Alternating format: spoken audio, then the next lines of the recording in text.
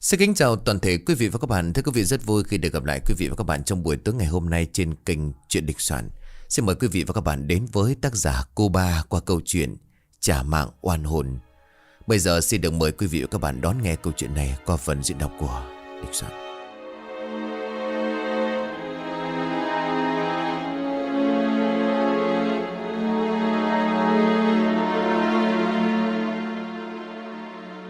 Sáng sớm hôm đó, mà trời chưa kịp ló khỏi đám mây trắng xóa phía mé sông Cái Bèo, đã nghe tiếng trống cái tình tình từ trong sa trăng Vĩnh Quang vọng ra. Bà con nghèo trong tổng An Hòa kéo về nườm nượp. Người chống gậy kẹp bồng con, có bà cụ khụm nụm đội chiếc nón lá rách, tay xe cây thúng mò rách bươm miệng lâm dâm. Phật đồ cho nhà ông hội đồng sống 100 tuổi, chứ không có ông mùa màng kiểu vậy chắc chết đói. Chiếc sân lớn dưới cái mái che bằng vải dầu đã căng sẵn từ hôm qua.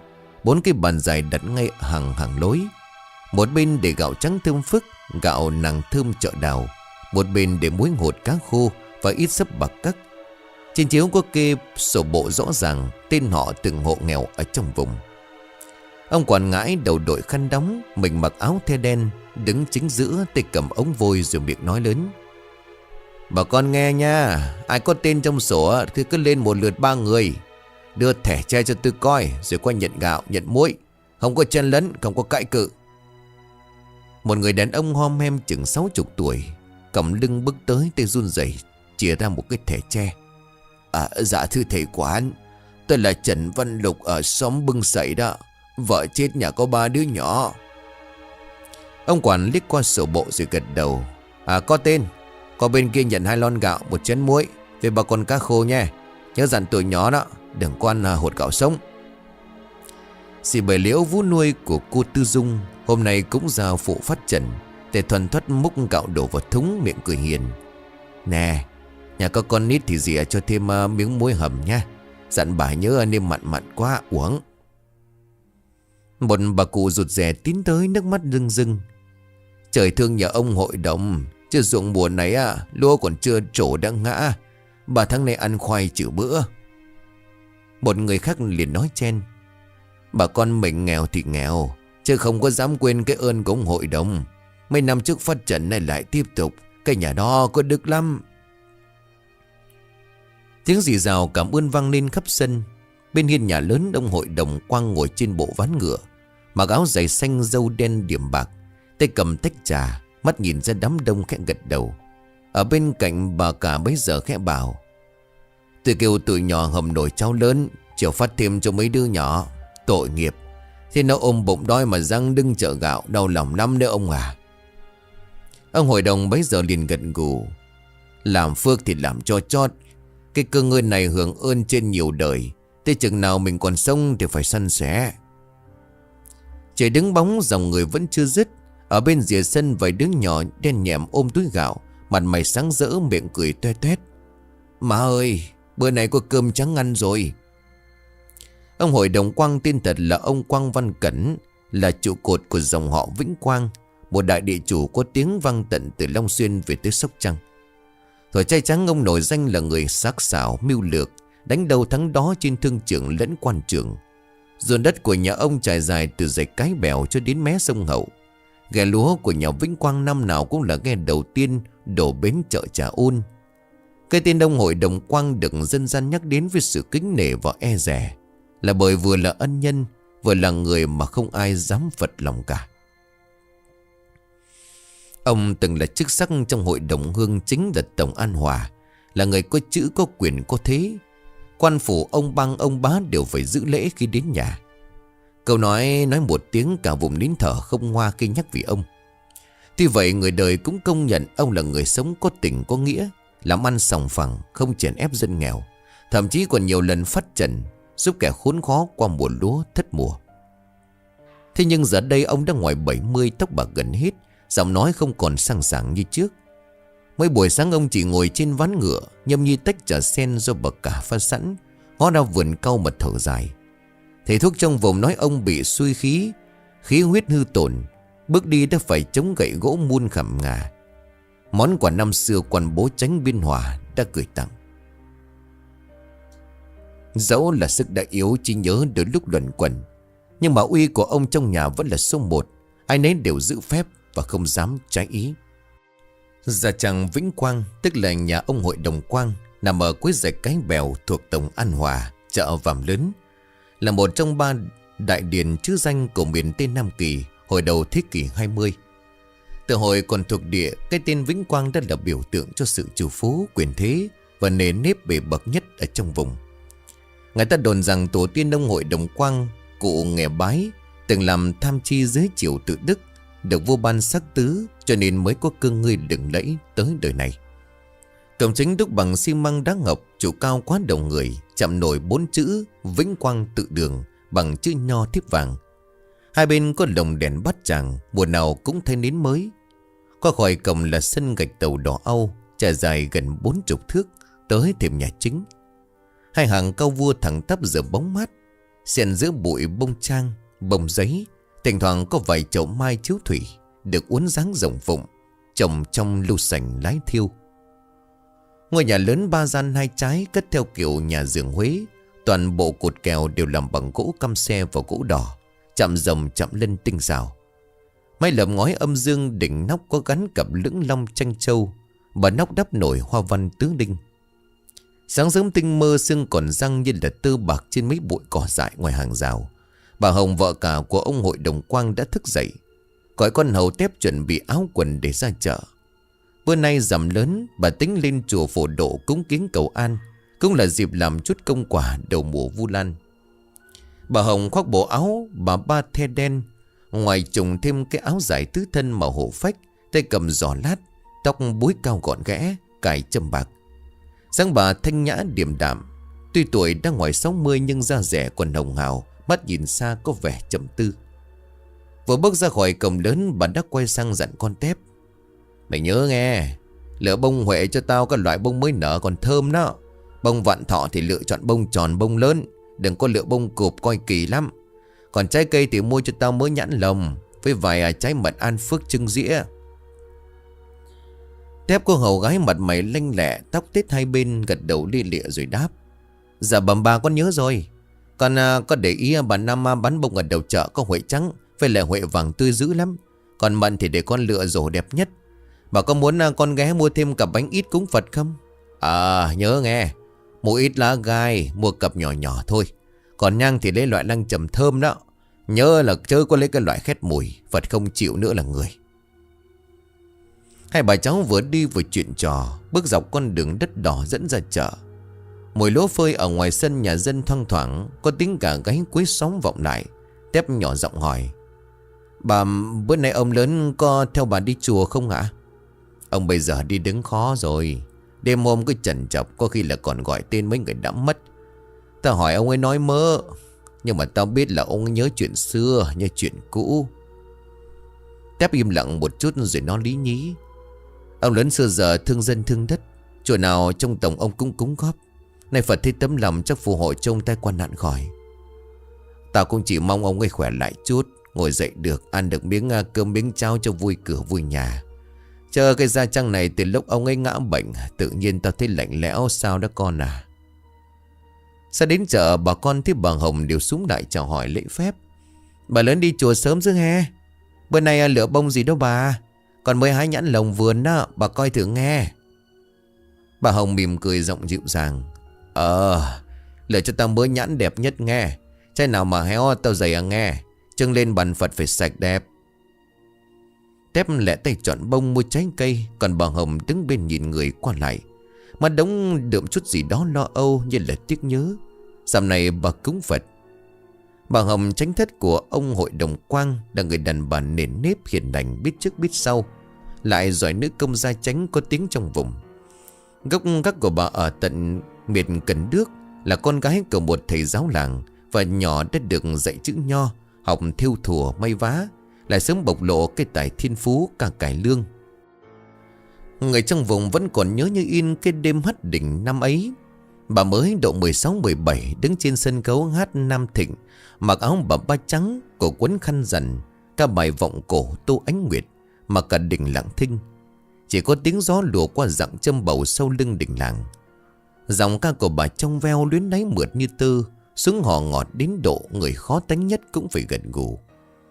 Ông hội đồng Quang khi đấy là một địa chủ lừng lẫy, nghe tiếng liền đích thân xuống coi. Nghe bà ca một lần, ông với người thân cận: "Ta sẽ cưới nàng về nhà cho bằng được." Ít lâu sau, ông cho người tới hỏi cưới. Không phải vì sắc cũng chẳng vì danh, mà chính là cái giọng ca đậm thắm đậm chất Nam Bộ của bà. Người ta đồn từ ngày cưới bà Hồng về, ông hội đồng không còn mê bước tới gánh hát nào khác. Về làm dâu nhà họ Quang, bà sống chọn nghĩ dâu con, quán xuyến cửa nhà đâu ra đó. Trong tay của bà cái gia trang chưa từng lộn xộn đến một ngày. Từ bếp núc thờ phụng cho tới dạy dỗ gia nhân, bà đều làm nhẹ nhàng không lời to tiếng, mà ai nấy cũng đều phải nể nang. Bà cả thương chồng lo cho chồng từng bữa cơm từng chén thuốc. Thế ông buồn bà lại đem đàn ra gảy vài câu vọng cổ cho khuây khỏa. Rồi nay tuổi đã cao, bà vẫn giữ được cái dáng đi khoan thai, giọng nói nhỏ nhẹ, và đôi mắt lúc nào cũng chứa chan ân tình. Trong lòng của ông hội đồng, bà Hồng không chỉ là vợ cả mà còn là người tri kỷ. Cuộc đời của bà vui buồn gì cũng gửi vào tiếng ca. Nhưng có một điều khiến cho bà luôn đau đáu, là đến tận tuổi xế chiều mới có được đứa con trai duy nhất, tên là cậu Minh. Năm nay vừa tròn 12 tuổi, cậu Minh là con trai đích tôn trong nhà, được nuôi như trứng mỏng. Nhưng bà Hồng không hề cưng chiều quá đỗi. Bà dạy con theo lối nho nhã lễ phép, ăn nói đâu ra đó, chào người lớn cúi đầu, ăn cơm biết mời, học chữ phải sạch sẽ, rõ ràng. Ngày làm trong nhà thường hay kháo nhau. Cậu Minh giống bà lớn như in, từ ánh mắt tới cách nói năng, lớn lên chắc khôn ngoan đức độ hơn bà. Bà Hồng thương con hết mực, bởi bà biết mình sinh con trễ. Ông hội đồng thì già sức yếu, chẳng biết còn lo được cho thằng nhỏ bao nhiêu. Có đêm nằm bà vuốt tóc cho con mà nước mắt cứ rớt lên trán nó. Bà chẳng mong gì hơn, chỉ cầu cho Minh lớn lên lành mạnh, biết ăn ở có trước có sau, giữ được nếp nhà, không hổ thẹn với gia tiên. Che hẳn với cái nét đoan hiền mềm mỏng của bà Hồng Chánh Thất, thì bà Thắm vợ hai ông hội đồng Quang lại nổi tiếng là người khó tính, đỏng đành, hay sinh chuyện với người ăn kẻ ở. Bà vốn dân xứ Vĩnh Kim, đẹp sắc sảo, da trắng như trứng gà bóc, đôi mắt sắc lẹm, miệng nhỏ, cười một cái ông hội đồng quên cả trời quên cả đất. Sáng hôm ấy bà Thắm thức dậy, chưa kịp xúc miệng rửa mặt đang nghe tiếng của tiếng bày bếp xào rau dưới nhà mà dám quên bỏ tỏi. Mùi dầu mỡ bay lên làm cho bà nhăn mặt, sấn sổ bước xuống thềm. Tay của bà cầm cây mo rồi giọng the thé: "Bà Bảy đó hả? Mặt mũi nào mà nấu nướng kiểu đó? Hồi tôi tao dặn rồi mà, xào rau phải phi tỏi cho thơm, mà sao giờ mà gì chết quá vậy hả?" Thím Bảy lính quính lau tay vào áo: Dạ con quên, tại con út nó bệnh, con lo thằng nhỏ." Chưa dứt câu bà Thắm đập cây quạt mo xuống bàn che cái rầm: "Có ai mướn mày vô vào đây nuôi con bà hả? Cái nhà này trả công cho bà để lo chuyện bếp núc, chứ không phải để nghe bà kể khể cái khổ. Mày làm dâu cho nhà tao hay sao mà mày cãi lời?" Con nhỏ Tép, hầu gái riêng của bà Hồng, đứng bên ngoài nghe động. Nó rón rén ló đầu vô coi. Chưa kịp lùi ra thì bà Thắm điếc xéo: "Mày nhìn cái gì? Bỏ không có việc gì sao hả? Hay là muốn tao mách ông lớn đuổi hết một lượt ra khỏi ăn cơm uống gạo?" Không ai dám hé răng nói một lời. Cả căn nhà ngang nín thinh như ai đó tàn gáo nước lạnh. Sau một hồi chui chéo thì bà Thắm hậm hực quay người bỏ lên. Áo lụa xanh biết quét qua nền gạch, guốc khô lóc cắp. Trước khi vào buồng, bà còn dặn lại con hầu của mình: "Kêu cái thằng nhỏ bưng mâm cơm qua bên đây, ta không thèm ăn chung nữa. Cái thứ nấu ăn không nghe lời đó, dọn lên dọn xuống ta cũng nuốt không có vô." Từ trong nhà lớn, bà Hồng nghe thấy hết. Bà chỉ im lặng, tay gấp lại chiếc khăn đang thêu dở, mắt buồn rầu nhìn về phía sân sau, nơi những tiếng cắt cẩm của bà Thắm vượt tan vào khoảng trống. Đêm nay trăng lặn sớm, mây kéo ngang trời, cả gia trang chìm trong một khoảng tối lặng lẽ. Ông hội đồng Quang đã theo ghe lên trên quận từ chiều, nói là bàn công chuyện dụng đất với ông chủ Trành dưới Trà Ôn 3 ngày mới về. Trong dãy nhà ngang phía tây, buồng của bà Thắm vẫn còn ánh đèn dầu hột vịt leo lét, gió lùa qua vách lá dừa, nước làm cho tim đèn trao nghiêng, hát bóng lên vách tre lụp sụp. Ở trong buồng, mùi phấn thơm trộn lẫn với mùi nước bông ngọc lan thoang thoảng, gợi lên chút gì đó rẻ tiền và u uẩn. Bà Thắm tóc búi cao, mặc áo lụa mỏng mỏng mận chín, ngồi tựa vào chiếc chàng kỳ cẩn xà cừ, tay phe phẩy chiếc quạt mo, giọng nhàn nhạt nhưng thâm hiểm. Chị nói nghe nè lè, bữa nay ông lớn đi vắng na em qua đây. Chị dặn kỹ một chuyện, em mà làm cho đàng hoàng chị cũng không để em sống uổng công đâu. Bà lại người vợ ba trẻ hơn, mặc áo bà ba gấm bạc, dáng nhỏ thó, nước da trắng xanh, đôi mắt lúc nào cũng e dè như chim non bị nhốt ở trong lồng. Bà lại cúi đầu rồi giọng rụt rè. Dạ chị hay có gì dạy em đều nghe hết á. Nghĩa là chị thương, chị nói đỡ với ông lớn, chị em khỏi phải cứ khép nép hoài như vậy. Bà Thắm bấy giờ nhếch mép rồi cười khẩy. Em mà còn léo nhóc cái chuyện khỏi khép nép nữa là chị không ưa nghe. Em vô vào cái nhà này nhờ ai? Nếu chị không lên tiếng, ông lớn có thèm ngó tới con hồng nhan kỹ viện như em. Bà lại cúi đầu, hai tay vò vào góc khăn lụa lý nhí. Dạ em biết. Ơn chị hai em ghi trong bụng. Thiệt tình chị biểu sao thì em làm vậy. Chị sống trong cái nhà này, em gặp bà cả là em phát run. Bà nhìn em kinh như là con rắn độc đó. Bà Thắm bấy giờ liếc qua tấm liễn chữ Hán treo trên vách, tay vỗ nhẹ xuống mặt sập. Bà cả thì làm được cái gì? Ngồi đó thiêu thùa tụng kinh niệm Phật như bà tổ cô vậy đó. Ông lớn già rồi, còn nghe ai được nữa. Gặp chị cười một cái, ngọt giọng vài câu là mềm nhũn à. Em phải học hỏi cái đó để hiểu chưa? Bà lại bấy giờ liền gật đầu rồi bảo. Dạ, nhưng bây giờ bà còn giữ cái chìa khóa két sắt. Đám gia nhân lớn nhỏ trong nhà cũng đều nghe lời bá nhiều. Mình làm sao ạ? Bà Thắm khét cười, giọng mỏng như là tơ. Em cứ theo chị từ từ rút chân tụi nó ra khỏi bà ấy. Còn cái két sắt đấy có ngày ông lớn sẽ đưa chị giữ thôi. Em thì cứ lo dỗ thằng Minh. Nó con bà cả, nhưng mà còn nhỏ, dỗ vài bữa là nó nghe theo liền. Chuyện quan trọng là làm sao ông lớn thấy bà cả không còn chỗ đứng nữa. Ở ngoài sân tiếng côn trùng râm ran, xa xa là tiếng chó sủa vọng lại từ đầu rạch. Bà lại run rẩy kéo tấm áo choàng mỏng. Em sợ nhỡ bà cả biết. Sợ cái gì? Ở nhà này ai khôn thì sống, ai ngu quá thì chết chìm. Em sống trong lầu xanh còn chưa sợ, sao lại vào đây lại sợ? Bà lại im bặt chỉ gật đầu. Tấm rèm vải rung lên theo gió, hắt lên bóng của hai người đàn bà. Một tham vọng, một nhu nhược, đang bàn chuyện dọn ngôi xoán chỗ trong cái gia trang đang dần rạn nứt từ bên trong. Sáng hôm ấy, bà Hồng khăn áo dài đen theo lệ cúng rằm hàng tháng, dẫn theo con hầu tép bưng mâm trái cây và nhang đèn đi chùa Quan Âm Tự ở mé cù lao bên kia sông. Gió lùa qua nhẹ nhẹ, nắng đầu ngày còn mỏng như sợi chỉ. Bà đi chiếc xuồng ba lá, mỗi mái chèo khuôn nước nhẹ nhàng như là tiếng người đọc kinh. Ở nhà lớn, ông Hội Đồng Quang vẫn nằm tựa lưng trên chiếc ván gỗ kề sát vách giữa nhà. Bên cạnh là cậu Minh, mặc bột bột bà ba trắng tinh, tóc trải lắng o theo mùi bồ kết. Ông đưa tay vuốt đầu con trai, tay kia đút miếng mút gừng vô miệng thằng nhỏ, vừa cười vừa bảo.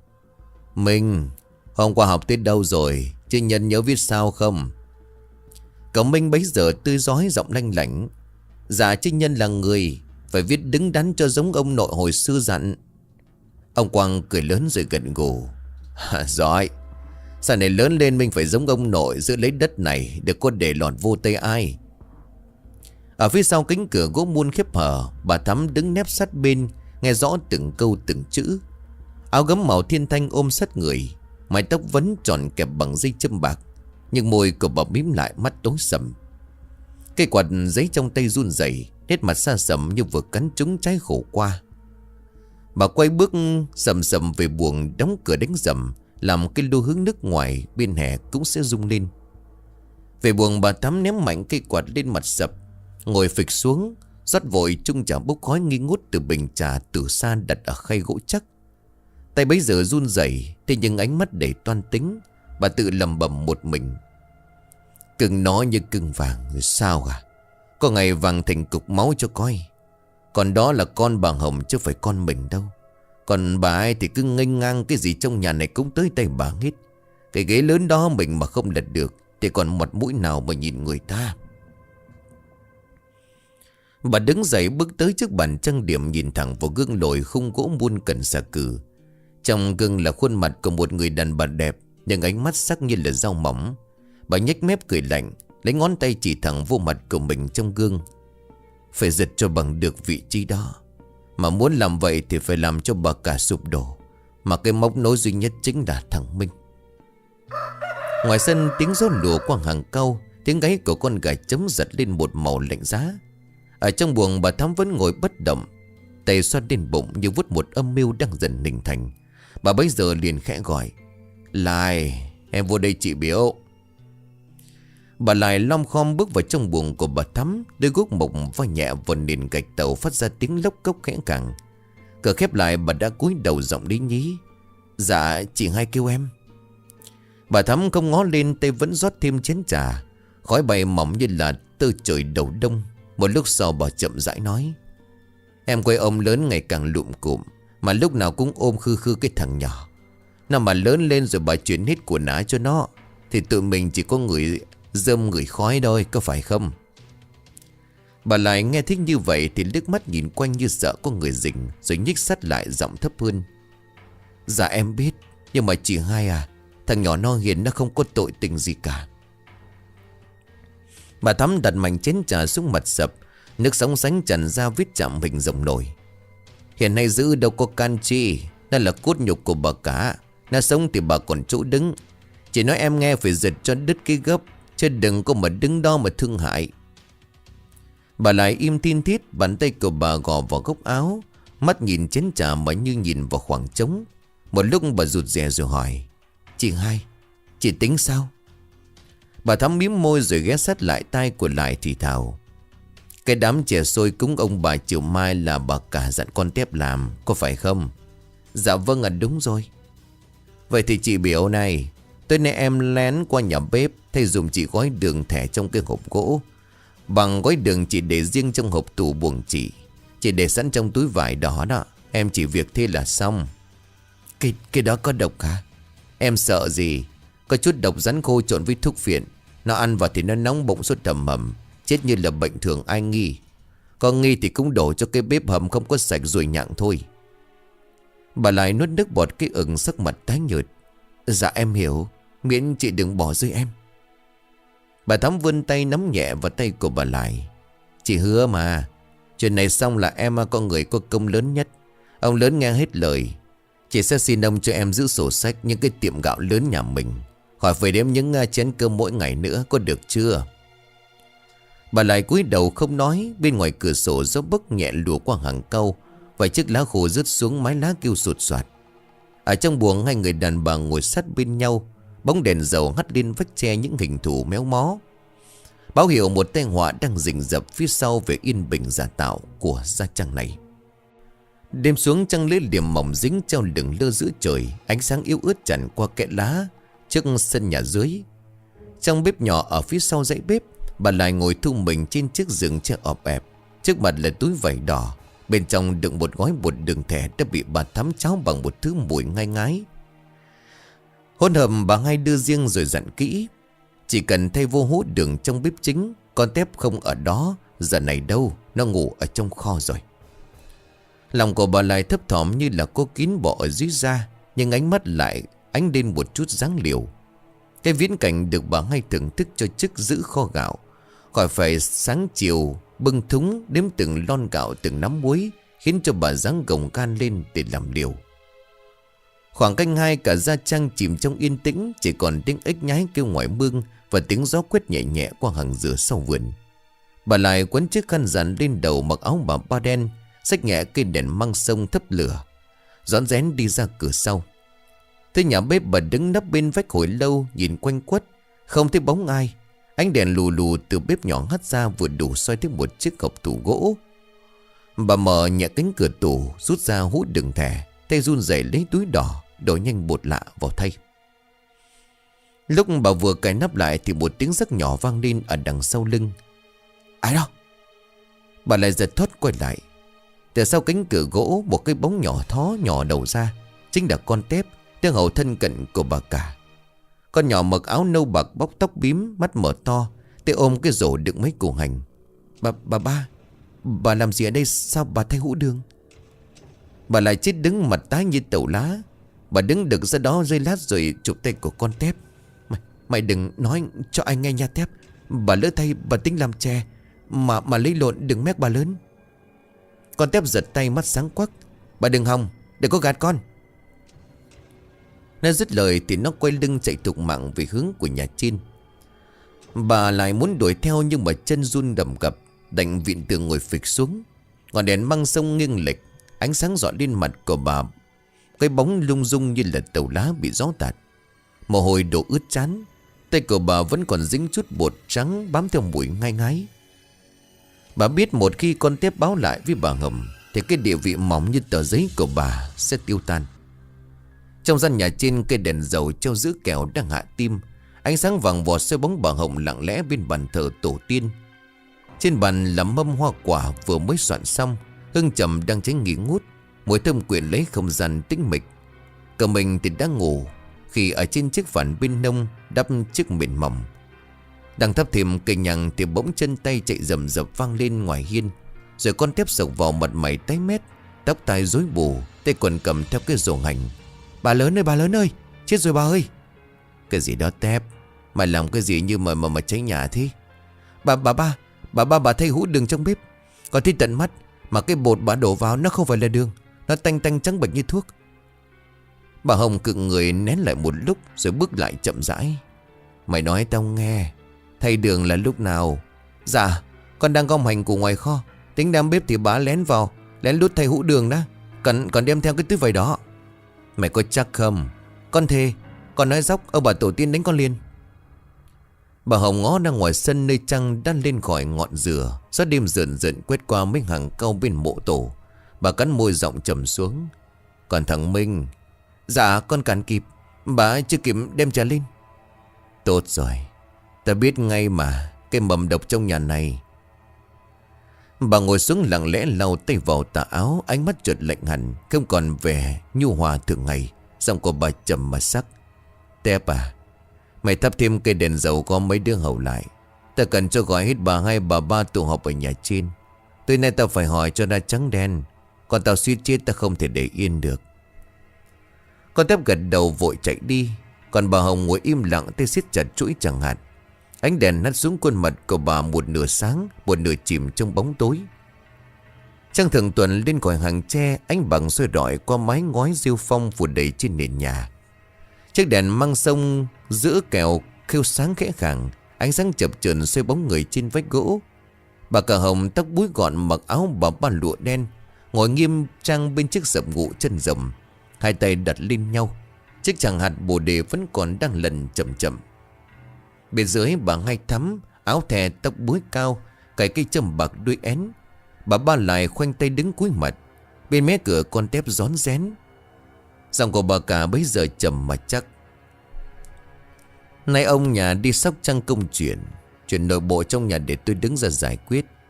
Có kẻ to gan dám bỏ độc vào chè đậu trắng định dâng lên cho cậu Minh. Nếu mà con Tép nó không có thế chắc thằng nhỏ bỏ mạng ha. Cả nhà im lặng, chỉ còn tiếng dí gáy. Bà Cả nhìn thẳng qua. Bà, em có gì muốn nói với chị không? Bà ba lại quỳ xuống, nước mắt giàn giụa. Chị Cả, em lỡ dại thì tỉnh em có vào bếp có đổ hũ đường, nhưng em đâu có biết đó là độc đâu chị. Em tưởng là bột gì em bà hai đưa. Bà Hai Thắm nghe vậy nhíu mày. Bà, em nói cho cẩn thận đó, đừng có kéo chị vào cái chuyện động trời như vậy. Bà Cả bấy giờ nghiêm mặt. Hai à, chị không có nói em có dính hay không, nhưng bà nó khai có người đưa cái bịch bột cho nó. Em nói thử coi có phải em không. Trời đất ơi chị Cả, em thề, nếu em mà có nhúng tay vào đó, trông bà tổ tiên nhà này bắt em chết đứng. Em nghe mà buồn rùn chân tay. Còn em nó đâu, cháu đích tôn nhà này mà ai nỡ. Rồi bà quay sang bà ba, giọng bắt đầu lồng lên. Em làm chuyện ác, bây giờ còn muốn kéo theo chị. Em coi lại thân em đi. Ở cái viện mười mấy năm chịu cưu mang, cho cơm ăn chỗ ở, vậy mà bây giờ em phản chị đó hả? Bà ba lại gào lên trong nước mắt. Em sợ chị mét ông lớn, chị biểu em làm chứ bộ em muốn hả? Em chỉ thay hũ đường theo lời của chị Hai dặn thôi. Bà Hai lại trợn mắt. Em nói cái gì bậy bạ vậy? Có trời biết đất biết, chị không biết gì hết.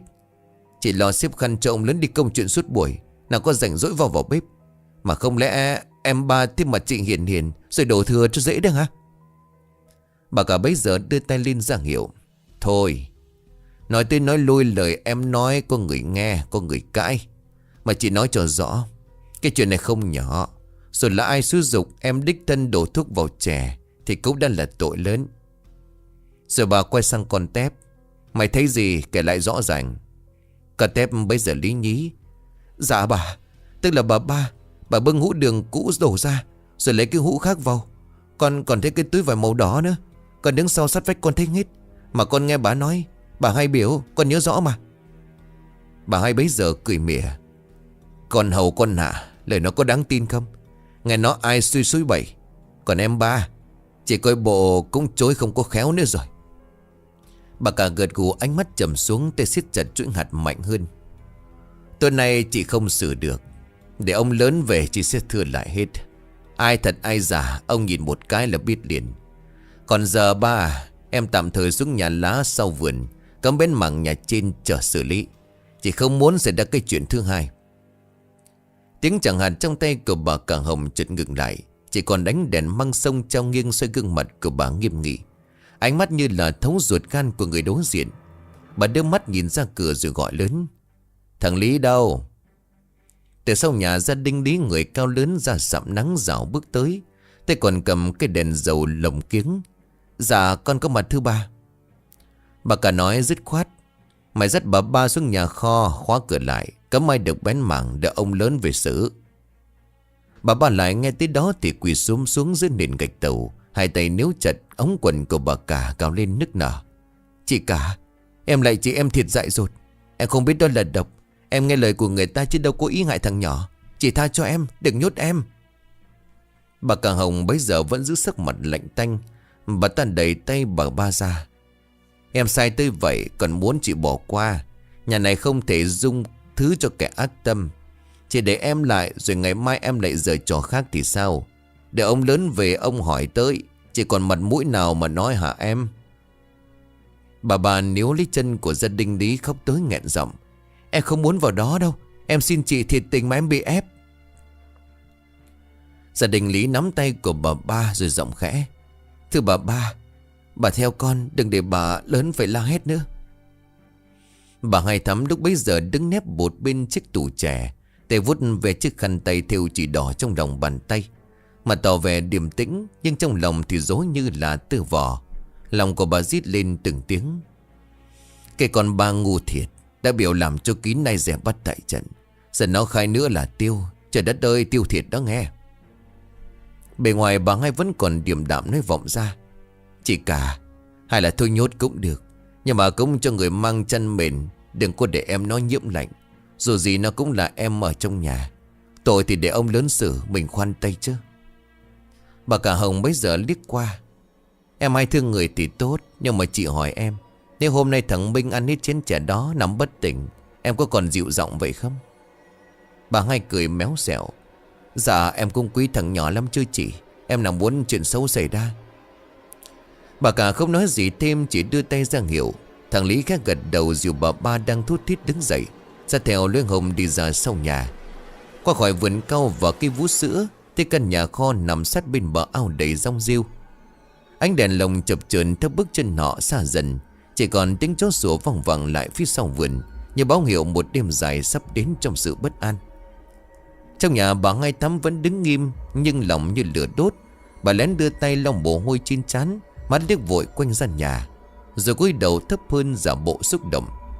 Mà trong bụng đã bắt đầu toan tính bước kế tiếp để bịt miệng bà ba. Đêm xuống gian phòng của bà Hai Thắm nằm ở dãy nhà ngang phía đông. Ánh đèn dầu treo trên tường hắt bóng của bà lên bức vách đầu cũ kỹ. Gió lùa qua khe cửa làm cho màn hồng khẽ lay động. Một mùi hương trầm thơm phức sộc lên từ chiếc lư đồng nhỏ trên bàn trang điểm gỗ mun.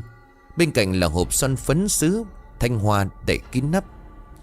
Bà Hai ngồi từ trên chàng kỳ khảm sờ cừ, tay vẫn còn mân mê chiếc quạt mo cũ kỹ, nhưng mặt đã tối sầm, mắt nhìn chăm chăm ra ngoài như là toan tính điều chi. Chả khi bước chân của gia đình dần im đi, bà khẽ nhấc chốt cửa nghiêng người rồi khẽ gọi. Duyên à, con Duyên đâu, vô vào đây. Từ sau bức vách tre ngăn buồng con Duyên, con hầu thân kín của bà Hai, Mặt mũi lanh lợn, dáng người nhỏ thó. Nó thò đầu vào. Dạ có con đây thưa bà. Mày đóng chặt cửa khóa then, coi kỹ xem coi rình rập không. Con Duyên chạy ra ngoài một vòng rồi quay trở vào trong. Dạ yên rồi bà. Nhà ngủ hết trơn à. Con Tép chắc giờ cũng theo bà cả tụng kinh rồi. Còn mấy đứa khác thì ra ngoài nhà bếp. Vậy tốt. Nghe tao nói nè, cái con ba lại đó, nó dám mở miệng khai tao đây trước mặt bà cả. May mà tao lẹ miệng chối kịp, chứ không giờ này tao cũng bị nhốt theo. Vậy bây giờ tính sao hả bà? Bị nhốt dưới nhà kho, cửa có ổ khóa đồng, người canh gác thường trực khó lắm. Mày đừng có ngu. Ổ khóa nào rồi cũng có cách mở, ngày nào rồi cũng có chỗ yếu. Ta không biểu mày xông vào đó giết nó, mà phải làm sao để nó câm miệng, hiểu chưa? Ý bà là bịt miệng vĩnh viễn. Nó mà còn sống ta không yên. Mày nhớ đêm trước cái ống chân đựng thuốc chuột của ông Tám làm vườn để sau bếp còn không? Dạ con thấy ông ấy có mấy cái bọc lá chuối treo ở hàng rào chuồng gà. Mày lấy lên một ống, pha vào cháo loãng giả bộ đem xuống thăm nom chị ba chị bị nhốt. Múc muỗng cho nó ăn, nói là bà cả sẽ đem xuống. Còn bà ngu, nó tưởng chị nó còn thương, thế nào nó cũng ăn. Thế nhưng lỡ bị người ta phát hiện thì sao? Ta lo hết rồi. Đêm mai thằng Lý đổi cai trực, còn thằng khác nó uống rượu hay ngủ gục cho coi. Ta giả bộ đau đầu, xin bà cả ngủ riêng ngoài trái, để không ai nghi tao liên quan. Mày chỉ lo đúng một chuyện, đừng để nó sống tới sáng hôm sau. Dạ con hiểu rồi, để mai con lo liệu. Bà hai chống tay đứng lên, cầm chiếc lược sừng trâu chảy tóc, mặt vẫn không rời tấm gương đồng xỉn màu. Tao thà giết người, chứ không để mất chỗ đứng trong nhà này, hiểu chưa? Duyên cúi thật thấp rồi mở cửa chuồn ra ngoài. Khi Duyên vừa cúi đầu định lùi ra khỏi cửa buồng, bỗng nhưng nó dừng bước, quay lại nhìn bà hai thắm rồi nhỏ giọng. Bà hai, con nghĩ ngay mình khoan làm vụ thuốc độc. Gì nữa, sao mày lại đổi ý? Bà nghĩ coi này, cái vụ bỏ thuốc vào trong cháo, nếu bà cả nghi ngờ bắt gia đình soạn lại cái nồi cháo kiểm tra, hay là ông hội đồng về cho người khám tử thi là chất độc thì đời mình đi luôn đó bà. Bà hai trong mày lặng thinh một chập. Trong buồng ngọn đèn dầu cháy yếu xỉu, ánh sáng vàng nhợt in bóng của hai người. Ở bên ngoài tiếng côn trùng rả rích làm không khí càng thêm rợn người. Duyên nghiêng mình thì thầm như rót vào tai. Chỉ bằng mình làm cho nó giống tai nạn, như thả con rắn độc vào kho. Cửa có lỗ thông hơi, chỉ cần nhét nó qua, mở cửa sẵn, ban đêm nó vò vào cắn một cái là qua đời. Bà hai ngẩn ra một hồi rồi gật gù. Rắn, ha, nhà ông bày lành dưới xóm, rắn còn nuôi có mấy con hổ lèo với lại chòm cọp đó. Tao nhớ có lần đó bà kể, có đứa cháu bị cắn chết mà đâu ai kiện được đâu. Người ta chỉ nói do sơ suất rắn bỏ vào nhà. Xuyên gật đầu như là đinh đóng cột. Đúng đâu bà, rắn cắn thì ai mà nghi. Là có ai hỏi thì nói kho gần mương nước, đêm mưa rắn bò lên là chuyện thường. Nhất là cái kho củi đó bị mục, cho lý tưởng cho mấy thứ chùn dế và rắn rết.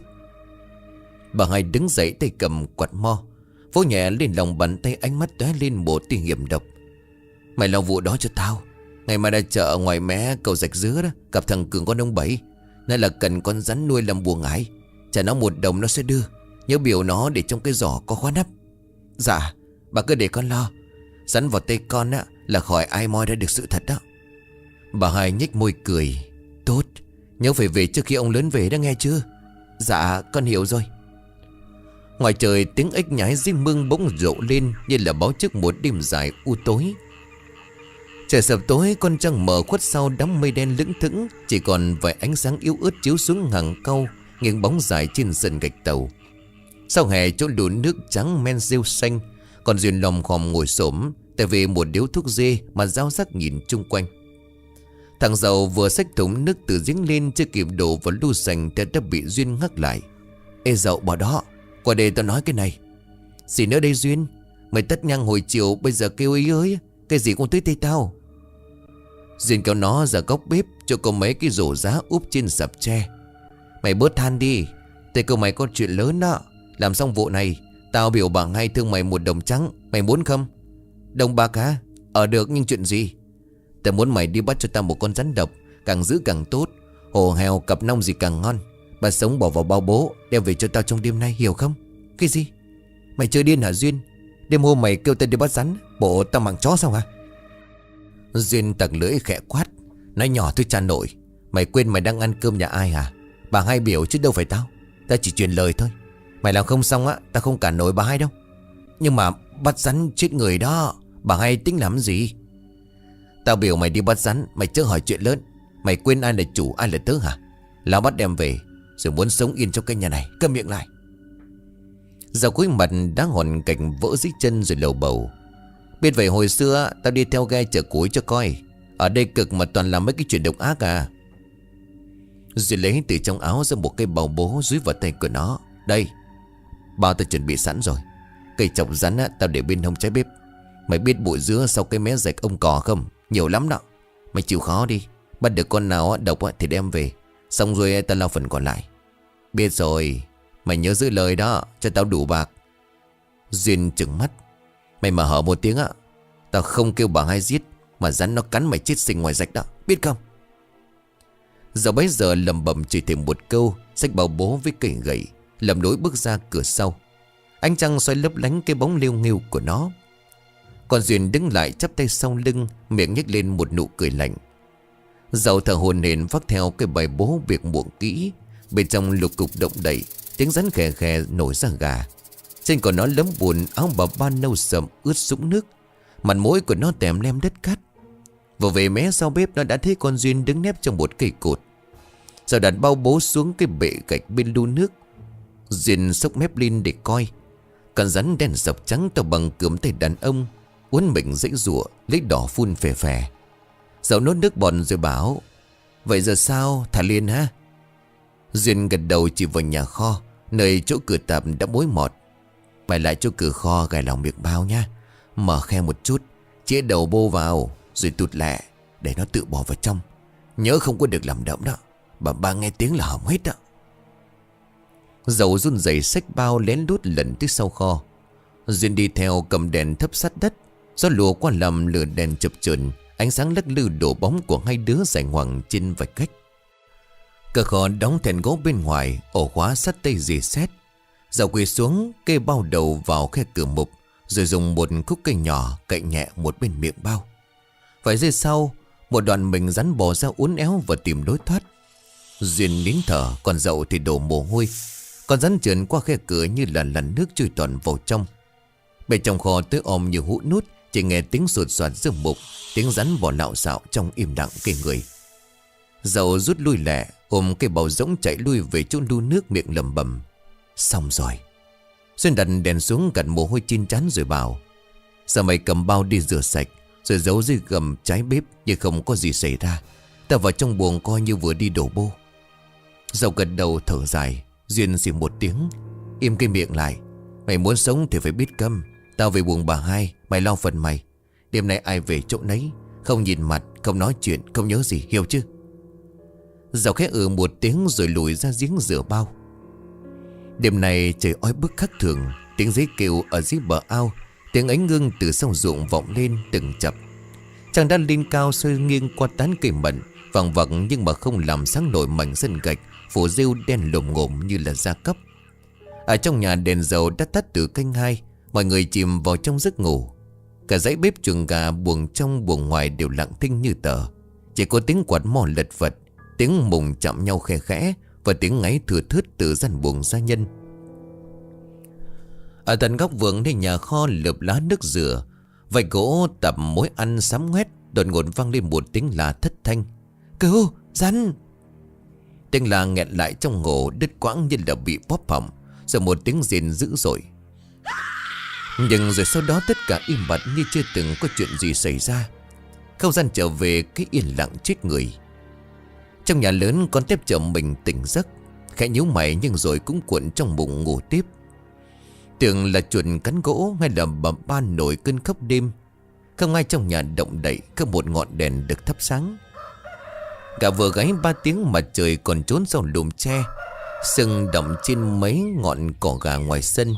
Mấy con sáo lượn vòng quanh cây điệp đỏ trước hiên, gọi nhau líu lo. Chiếc xe sòng mã vừa lái lại thắng trước cổng gia trang, bụi đỏ phủ đầy bánh. Ông hội đồng quang khoác áo the đen, đầu đội khăn đóng bước xuống, tay cầm cây gậy chắc, gốc bưởi bóng nhảy. Khuôn mặt của ông hôm nay lộ rõ vẻ mệt mỏi, nhưng ánh mắt lại nghiêm nghị và sắc lạnh. Bà Hồng vợ cả vội bước ra đón. Tay áo bà ba trắng lem tàn nhang trầu, nét mặt thất thần. Mình về rồi, ở nhà có chuyện lớn. Chuyện gì? Bà Hồng bước sát hơn thì thầm. Còn Duyên nó bẩm bắt gặp bà Ba lại bỏ độc vô cháo của thằng Minh. Ơn trời chưa tới tay thì nó bị ngăn lại. Thiếp đã cho giam nó trong nhà kho. Mình xử đi. Kẻo sau này còn dám làm chuyện tẩy trời. Dám hại con mình. Trời đất. Cái thứ đó không còn xài được nữa. Kêu gia đình đánh chuồng lớn chịu cả ra nhà giữa. Tôi phải xử cái vụ này. Chẳng bao lâu tiếng chuông đồng treo giữa nhà chính rung lên. Cả tuổi tớ lẫn mấy bà vợ lục tục kéo ra. Bà Hai Thắm mặt hơi tái nhưng vẫn cố giữ bình tĩnh. Ngồi bên tay trái, còn bà Hồng uy nghiêm ngồi chính giữa, tay lần trước hẳn bồ đề. Ông Quang chiếm trệ ngồi trên ghế gỗ. Kêu tụi nó dắt bà Ba lên đây. Ta muốn nghe nó mở miệng giải thích. Hai thằng gia đình cúi đầu dạ lớn rồi dạo bước ra kho. Một lúc sau tiếng thằng dậu thất thanh vang lên. Ông Quang nhướng mắt rồi hỏi. Chuyện gì? Ông ơi, bà Ba chết rồi. Tụi bay nói gì? Bẩm ông, tụi con vừa mở cửa kho thì bà Ba nằm co quắp dưới đất, mắt trợn trừng da tím ngắt, miệng sùi cả bọt trắng, tay còn cầm một nắm rơm, người lạnh nghi là đá đó, chắc bị trúng độc đó. Bà Hồng đưa tay bịt miệng, còn Tép đứng gần đó hoảng hốt, làm rứt cả cái bình trà sứ men lam. Bà Hai Thắm mặt tái đi, tay siết chặt tà áo trắng bệch nhưng vẫn cố trấn tĩnh. Ông Quang đập mạnh cây gậy xuống bàn rồi quát. Đem xác nó lên đây, ta muốn coi tận mắt. Hai thằng gia đình kệ nệ khiêng xác của bà Ba lại vào gian giữ, quấn sơ sài trong cây chiếu bông cũ xịt màu. Mùi máu tanh hằng hắc theo gió tạt tới. Ông hội đồng quăng bước lại chậm rãi, mắt đanh lại như dao cạo. Ông không người nhìn kỹ xác, ngón tay sần sùi lật nhẹ cổ tay bà Ba. Thêm một dấu răng tím bầm, trong quanh phù nề tím tái. Bàn tay còn in dấu siết co giật trước lúc chết. Ánh mắt của ông dừng lại ở đó lâu hơn một chút. Bà Hồng đứng dậy nắm tay áo của ông. Mình à, bộ trúng gió hay không phải trúng gió? Cô không phải bỏ độc vào cháo. Đây là dấu rắn cắn, lục yểm rồi. Cả nhà im lặng. Một vài gia nhân lén ngó nhau. Thằng giàu cúi gằm mặt. Bà Hai Thắm ngồi sau khẽ chớp mắt, cố giữ về kinh hãi. Trời đất, sao lại có rắn vào tận kho? Không may là nó cắn chứ cắn ai thì trong nhà này. Ông Quang liếc bà Hai không nói gì rồi chống gậy quay lại. Việc tới đây coi như xong. Tôi không muốn làm dùm beng chuyện nội bộ trong nhà để người ta đàm tiếu ngoài làng ngoài xóm, mất mặt dòng họ. Ông nói lớn rồi đóng lại sự việc. Không cần mời thầy thuốc gì nữa. Tụi bay đào một cái huyệt sau vườn cho mấy cây mận, đem chôn ngay. Bảo tụi nó đốt nhang, đem theo một bộ đồ lót cho bà đi thanh thản. Bà Hồng định mở miệng nhưng ông đã phẩy tay. Còn Tép ôm gói nhang mắt rơm rớm. Để con với con lại đốt nhang cho bà Ba. Ông Quang gật đầu rồi bước về gian nhà riêng, dáng người cao gầy khuất sau bức bình phong. Trong sân sau tiếng cuốc đất vang lên. Xác bà Ba lại được hạ xuống một huyệt đất cạn, lấp đi vội vàng. Cả nhà lặng lẽ quay trở vào, mỗi người mang một nỗi lòng riêng.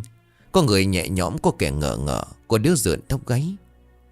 Duyên đứng sau lưng của bà Hai lén liếc nhìn về hướng nhà kho, môi mím lại, vừa đắc ý vừa sợ hãi. Một tuần sau cái chết của bà Ba lại, trời chiều âm mưu mây đùn đen như mực. Ánh nắng từ trưa giờ đã tắt. Từng luồng gió lùa qua cây bông trang dàn thiên lý lay động, phát ra những tiếng xào xạc. Bà Hai Thắm khoác áo sa tanh lụa màu lục nhạt, cầm quạt nan phè phẩy, vừa đi vừa lim dim. Quây cùng cống yên, cho đáng cái đời ăn không ngồi rồi, tưởng leo lên đầu lên cổ à. Nằm dưới ba tấc đất công đừng mơ mà ngóc đầu. Bỗng đầu một luồng gió lạnh quét ngang, làm lá mận bay là tả. Cành cau nghiêng rạp, tấm khăn vòm của bà Hai bị cuốn bay, rớt xuống cây trầm bầu. Bà Hai giật mình quay đầu nhìn lại. Không có một bóng người, chỉ có một bóng dài đồ dài như tấm khăn liệm lên nối đi gót lót gạch tàu loang lổ rêu xanh. Bà vừa bước thêm một bước thì chợt cảm thấy sống lưng lạnh buốt. Rồi từ trong cái bụi cúc dại ven, một bóng trắng lừ lừ hiện ra. Tóc xõa dài phủ kín mặt, tay chân cong keo, mắt lồi như là máu, miệng ngoác ra tới tận mang tai, lưỡi thè dài ra chảy nhớp nháp.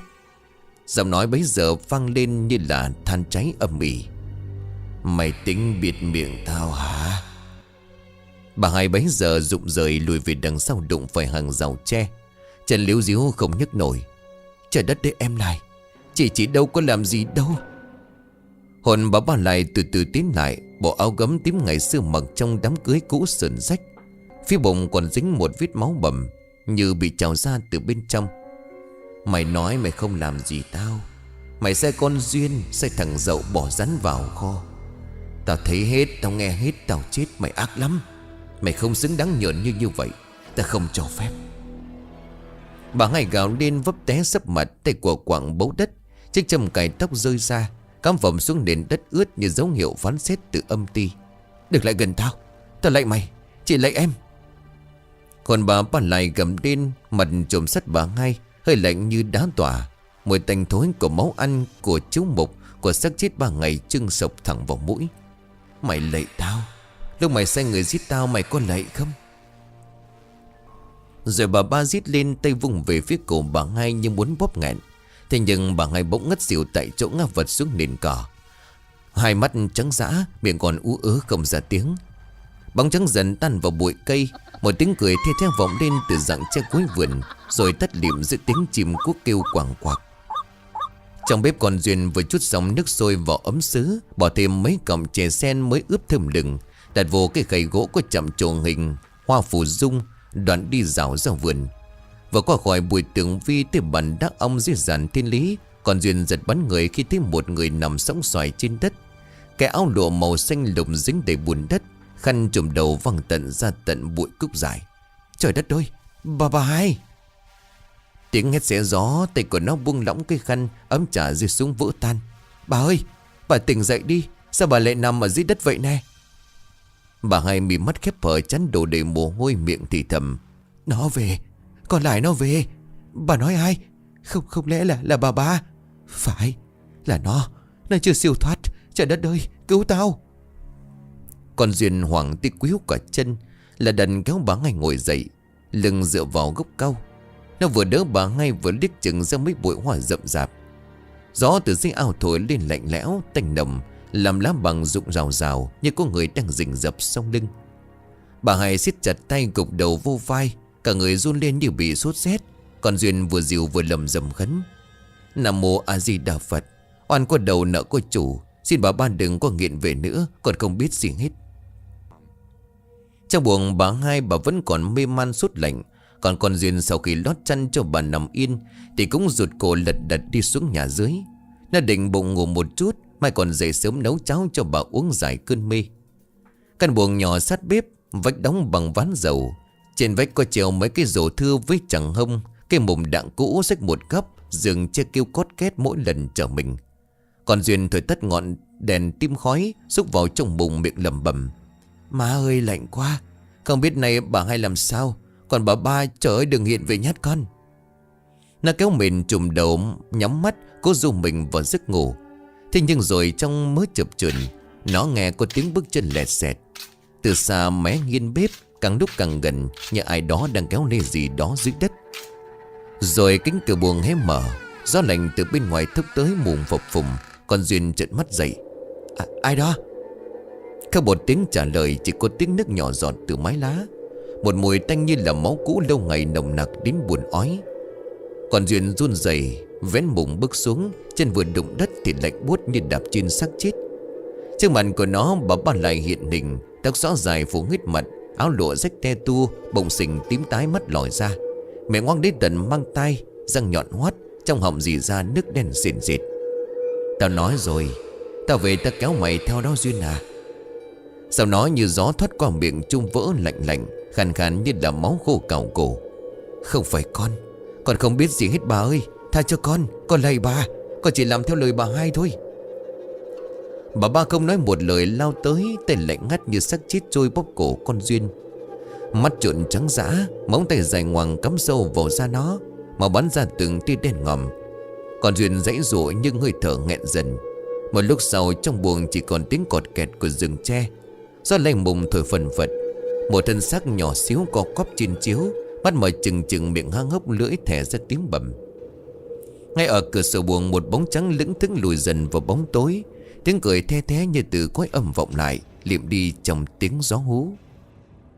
Trời mấy hừng sáng, sương mù còn mờ trên đọt cao. Gà vừa gáy canh tư, Dậu xách thúng đi ra phía sau nhà định lên giếng múc nước. Đi ngang qua căn buồng nhỏ, đã thấy cửa buồng mở ra mà trông im ắng quá. Không nghe tiếng con Duyên lục đục, nó ghé lại rồi gọi. Duyên ơi, dậy chưa?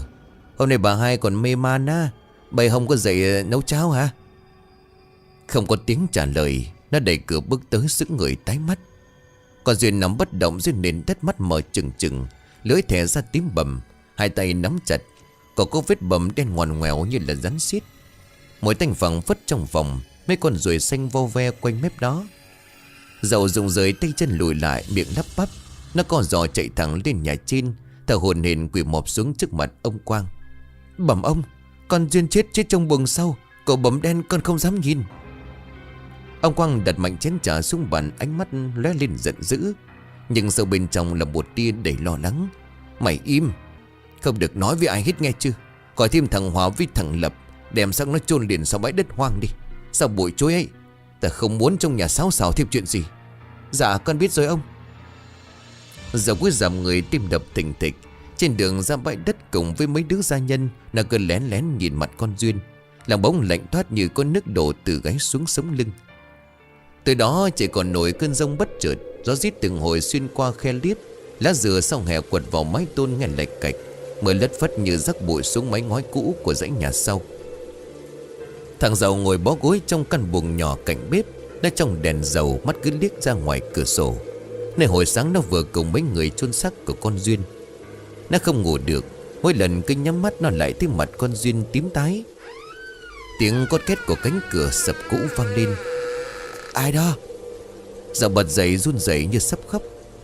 Không có ai trả lời, chỉ có tiếng gió rít giữa đêm, mang theo một mùi tanh lạ lắm, như là mùi máu lâu ngày trộn với mùi buồn non và mồ hôi lạnh. Bất ngờ ngọn đèn dầu bùng lên rồi vụt tắt. Căn buồng chìm trong bóng tối đặc sệt. Dậu lùi lại, lưng áp vào vách. Trong bóng đêm một giọng nói lè nhẹ vỡ nát như là hơi gió lùa qua đá mồ vang lên sau lưng của nó. Dậu, trả mạng cho tao. Dậu quay phắt lại, đập mạnh lưng vào vách, mắt trợn ngược. Ngay giữa buồng, dưới ánh chớp lóe lên từ ngoài cửa sổ, hiện rõ một thân người đàn bà tóc xõa dài xuống đất, áo lụa trắng rách bươm dính đầy máu, mặt trũng sâu đỏ lòm, miệng hoác ra, lưỡi đen ngòm quấn lên ngoằn ngoèo như là rắn. Dậu thét lên rồi vấp ngã lùi sát vào góc tường. Bà lại từ từ tiến lại, chân không chạm đất, tay buông thõng, móng tay dài ngoằng như là móng mèo rừng kéo lê cào cào trên nền đất nghe đến rợn cả người. Mày với con Duyên hù với con ác kia hại tao, giờ tới lượt mày đó. Dậu bỏ lại vừa khóc vừa lạy. Bà, con lấy bà tha cho con chỉ làm theo lời bà hai thôi bà. Bóng của bà chụp lấy ló, cái miệng hóa ra ngoạm xuống mặt của thằng Dậu. Rồi sau tiếng hét thất thanh rùng rợn vang lên, tất cả lại rơi vào im bặt. Sau cái chết của Dậu, bà hai biết tin thì hóa điên hóa dại. Hàng đêm hồn bà nghiện về đòi mạng, khiến cho bà càng trở nên nặng hơn. Ông Quang cho thầy lang tới chữa, nhưng càng uống thuốc thì lại càng nặng. Bà Cả Hồng đi tận chùa Yên Tử đã 3 bữa chưa thấy về. Ông hội đồng Quang đâm ra lập bực dọc. Bao nhiêu chuyện dồn dập xảy tới. Từ cái chết của bà lại, con Duyên, thằng Dậu, bây giờ đến lượt bà ngay phát điên, khiến cho ông ăn không ngon ngủ chẳng yên. Tới đó trời tối đen như mực, mưa lâm dâm rơi. Gió từ mé sau nhà thổi vù vù, quất vào cửa gỗ kêu cộc cộc như ai gõ. Trong phòng bà Hai Thắm ngồi co ro bên bàn trà gụ thấp, một tay ôm mền, một tay bưng chén trà gừng còn bốc khói.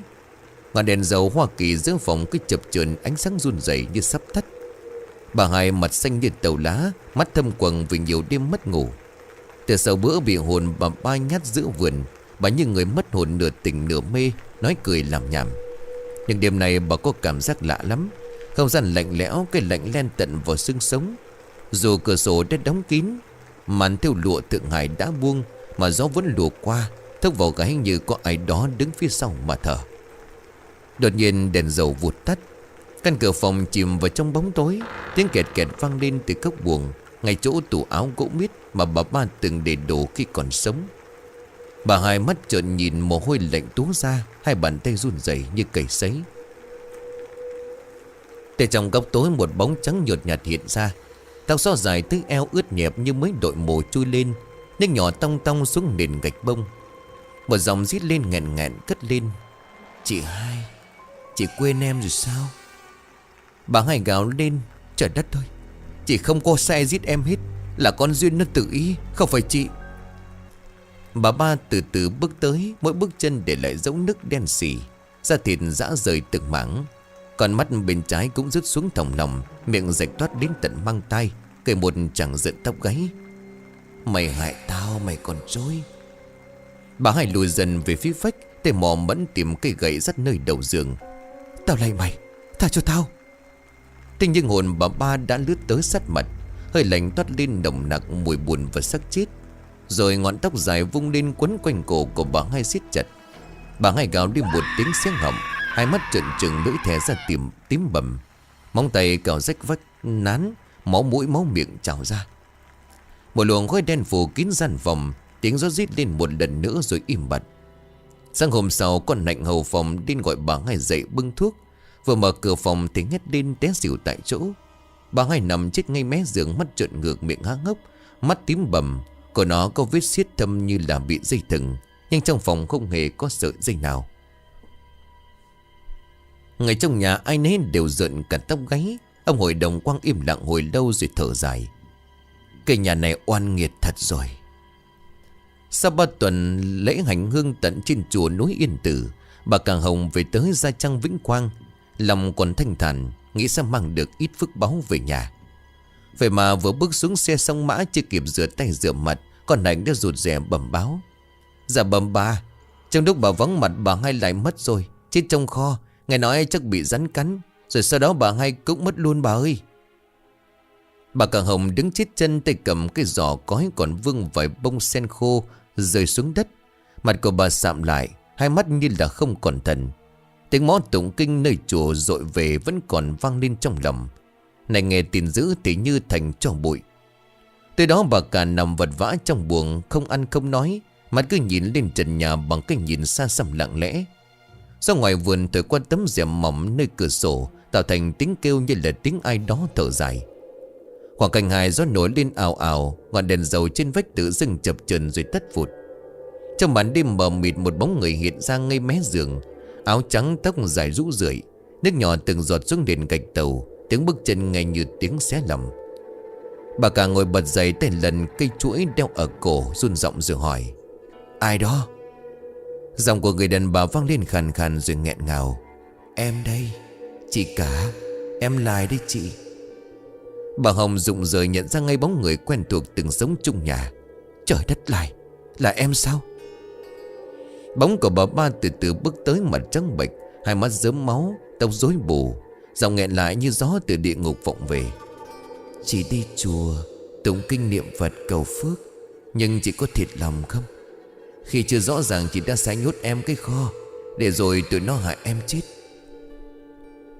Bà cả bật khóc, đôi mắt rần rặc nước. Bà chắp tay lại: Trời đất, chị đang hại em.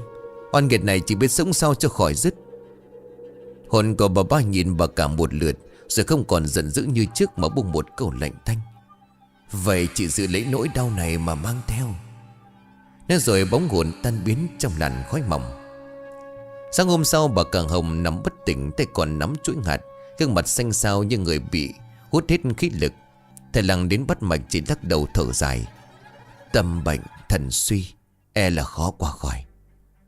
Vài ngày sau, bà Càng Hồng thất thờ trong im lặng, đôi mắt vẫn còn vương lệ. Trên bàn thờ nhỏ cạnh giường còn có quyển kinh Di Đà chưa cướp lại. Chuyện ở Gia Trang Vĩnh Quang rồi cũng theo gió bụi mà trôi vào quên lãng. Người sống kẻ chết mỗi phần đều có cái giá phải trả. Tham vọng đố kỵ, lòng người hiểm ác tưởng có thể trong mắt thế gian, nhưng làm sao thoát khỏi lưới nhân quả. Bà Ba vì một phút mê muội mà nhận lấy cái chết thê thảm. Bà Hai vì tội ác chồng chất mà hồn siêu phách tán. Còn bà Ba tuy không là thủ phạm, nhưng vì thiếu sáng suốt, chưa thấu tâm con người, cũng đã mang theo sự xe dứt xuống suối vàng.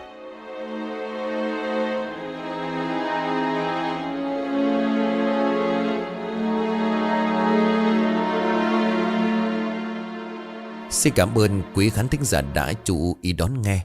Xin kính chào tạm biệt quý vị và xin hẹn gặp lại quý vị và các bạn trong những câu chuyện tiếp theo.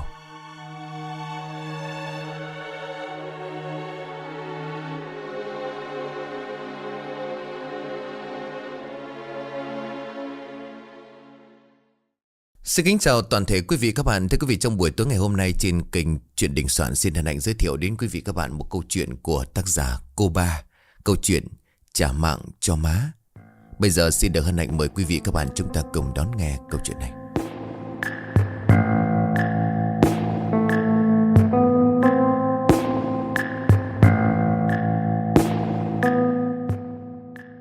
Con hẻm 47 nằm lọt thỏm sâu trong một khu dân cư cũ ở ven đô Cần Thơ.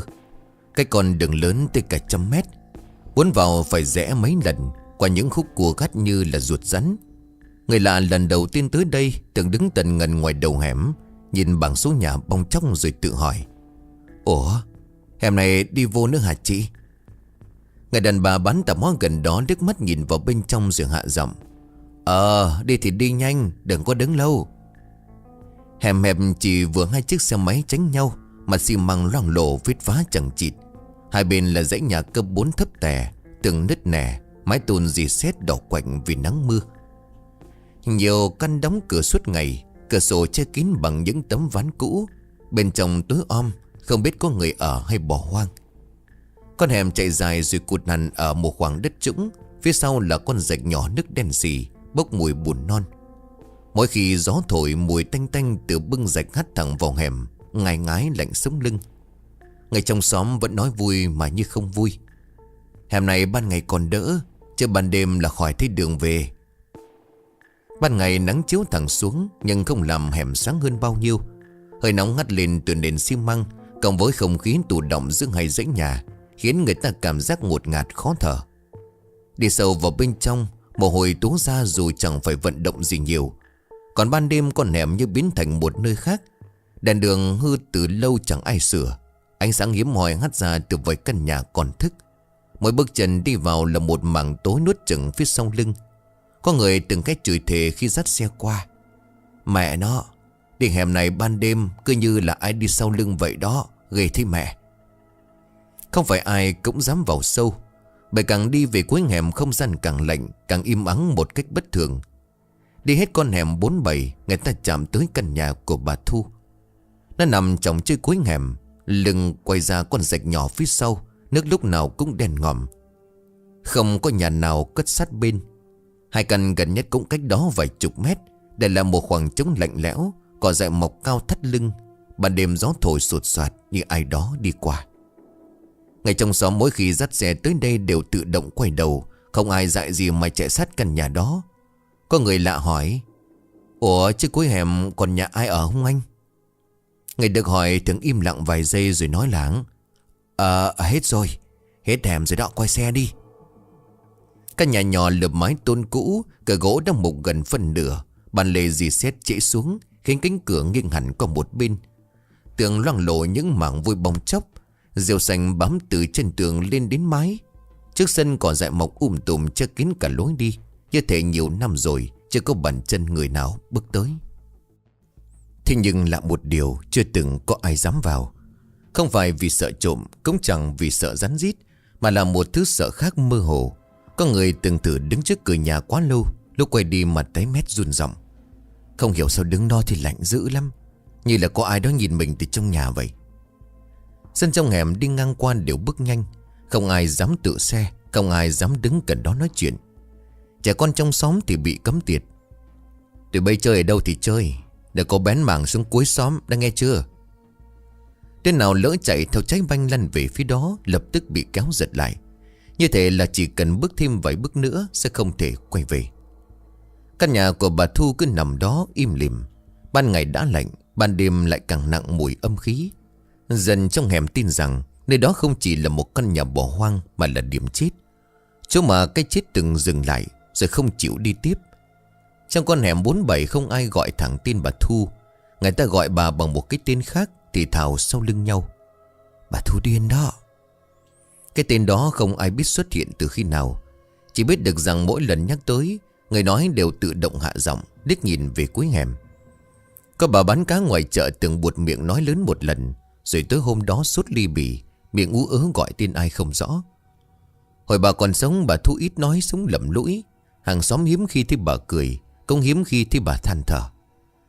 Nhiều người kể có những hôm nửa đêm đi làm về khuya, thì bà Thu ngồi thẫn thờ trước cửa nhà, mắt nhìn chân chân ra con rạch phía sau, miệng lầm bầm như đang nói chuyện với người vô hình. Hỏi thì bà không đáp, chỉ quay lại nhìn bằng một ánh mắt trũng sâu lạnh tanh. Bà kỳ lắm, chả giống người thường đâu. Cứ thấy bà sao sao đó. Nhìn cái cách bà cười đấy thấy nó sao sao. Dần dần cái khác thường ấy bị đồn thổi, thêu dệt. Người ta bảo bà Thu có căn có số âm. Có người còn nói ban đêm thấy đèn của nhà bà sáng, thế nhưng không thấy bóng người. Lại có người quả quyết nghe tiếng của bà nói chuyện một mình, giọng lúc thì rên rỉ, lúc thì cười khan khàn đặc. Không ai dám xác nhận, nhưng cũng không ai dám phủ nhận. Là bởi vì ngay từ khi còn sống, bà Thu đã mang lên mình một thứ gì đó không thuộc về cõi người. Và cái tên bà Thu Điên có lẽ không chỉ là lời chê bai, mà còn là một cách để mà tránh né, để mà tự trấn an rằng thứ bất thường kia vẫn nằm trong giới hạn của con người. Cho đến khi bà chết, người ta mới nhận ra có những thứ ngay từ đầu đã không bình thường. Cái chết của bà Thu xảy ra vào 3 năm trước, vào một đêm mưa lớn mà dân trong hẻm 47 vẫn còn nhớ rõ. Mưa trút xuống từ sập tối, dai dẳng và nặng hạt. Nước từ con rạch sau nhà dâng lên nhanh đến bất thường, tràn cả vào bờ cỏ ven hẻm. Gió thổi ràn rạt, mái tôn cũ kêu lên lạch cạch. Trong cái đêm đặc quánh mùi nước bùn đó, căn nhà cuối hẻm của bà Thu tối om. Khoảng nửa đêm có người nghe tiếng động lạ vọng ra từ cuối hẻm. Không rõ là tiếng đồ đạc rơi hay là tiếng ai đó thở dốc nghẹn lại trong cổ họng. Một bà cụ sống gần đó hé cửa nhìn ra, rồi vội vàng đóng sập lại, miệng lẩm bẩm: Thôi, đêm mưa đã ai đâu mà dám coi.